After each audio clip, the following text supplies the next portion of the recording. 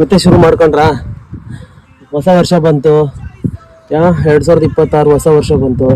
ಈ ವರ್ಷ ನೋಡ್ಗುರು, ನಾನು ಹಂಗೆ ಮಾಡ್ಬಿಡ್ತೀನಿ, ಹಿಂಗೆ ಮಾಡ್ಬಿಡ್ತೀನಿ, ನಾನು ಅದು ಮಾಡ್ತೀನಿ, ಇದು ಮಾಡ್ತೀನಿ ಅಂತ ಬರೀ ಹೇಳೋದ್ರಲ್ಲೇ ಕಳೆದೋಗ್ತಿದೆಯಲ್ಲ ಗುರು. ಇವಾಗ ಎಷ್ಟೋ ವರ್ಷಗಳು ಕಳೆದೋದ್ವು.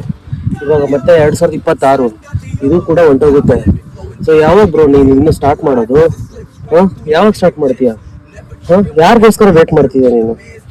ನೀನು ಅನ್ಕೊಂಡಿರ್ಬೋದು ಯಾರೋ ಬಂದು ಹೆಲ್ಪ್ ಮಾಡ್ತಾರೆ, ಅಪ್ಪ ಹೆಲ್ಪ್ ಮಾಡ್ತಾರೆ, ಅಮ್ಮ ಹೆಲ್ಪ್ ಮಾಡ್ತಾರೆ, ಅಣ್ಣ ಹೆಲ್ಪ್ ಮಾಡ್ತಾನೆ, ಫ್ರೆಂಡ್ಸ್ ಹೆಲ್ಪ್ ಮಾಡ್ತಾರೆ, ಅಥವಾ ಇನ್ಯಾರೋ ಬಂದು ಹೆಲ್ಪ್ ಮಾಡ್ತಾರೆ ಅಂತ ನೀನು ಎಕ್ಸ್ಪೆಕ್ಟೇಷನ್ ಇಟ್ಕೊಂಡು ನಿನ್ನ ಡ್ರೀಮ್ಸ್ನ ಹಂಗೆ ಇಟ್ಕೊಂಡು ಕೂತಿದ್ರೆ ನೀನು ಈ ವರ್ಷನೂ ಏನು ದಬಾಕೋಕ್ಕಾಗಲ್ಲ ಗುರು. ಏನು ಮಾಡೋಕ್ಕಾಗಲ್ಲ ನಿನ್ನ ಕೈಯಿಂದ. ಅರ್ಥ ಆಯ್ತಾ? ಏನೇನು ಡ್ರೀಮ್ ಇಟ್ಕೊಂಡಿದ್ಯಾ ಮೊದಲು ಅದಕ್ಕೆ ಫಸ್ಟ್ ಹೆಜ್ಜೆ ಇಡೋಕ್ಕೆ ಸ್ಟಾರ್ಟ್ ಮಾಡು. ಯಾರ್ದು ಸಹಾಯ ಇಲ್ಲದೆ ಮೊದಲೇ ಹೆಜ್ಜೆ ಇಡು. ಆಯಿತಾ? ನೀನು ಅದನ್ನು ನಿನ್ನ ಡ್ರೀಮ್ನ ಫುಲ್ಫಿಲ್ ಮಾಡ್ಕೊಳ್ತೀಯೋ ಬಿಡ್ತೀಯೋ ಗೊತ್ತಿಲ್ಲ, ಅಟ್ಲೀಸ್ಟ್ ಸ್ಟಾರ್ಟ್ ಆದರೂ ಮಾಡಿದ್ರು.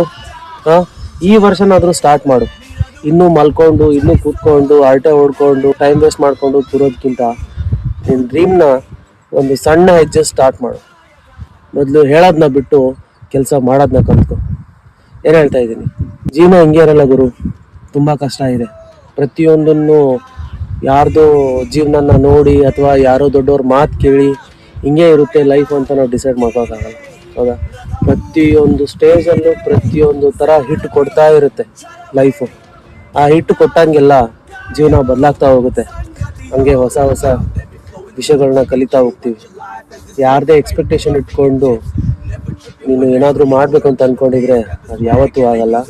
ನೀನೊಬ್ಬನೇ ಮಾಡಬೇಕು, ನೀನೊಬ್ಬನೇ ಮೂವ್ ಆಗಬೇಕು, ನೀನೊಬ್ಬನೇ ಅಚೀವ್ ಮಾಡಬೇಕು. ನೀನು ಅಚೀವ್ ಮಾಡಿದ್ಮೇಲೆ ಎಲ್ಲರೂ ಬರ್ತಾರೆ ಹಿಂದೆ. ಓಕೆ, ಸೊ ಹೊಸ ವರ್ಷದ ಆರ್ಥಿಕ ಶುಭಾಶಯಗಳು. ಈ 2026 ನಿಮ್ಮ ಜೀವನದಲ್ಲಿ ಒಳ್ಳೆಯ ಖುಷಿಯನ್ನು ಕೊಡಲಿ.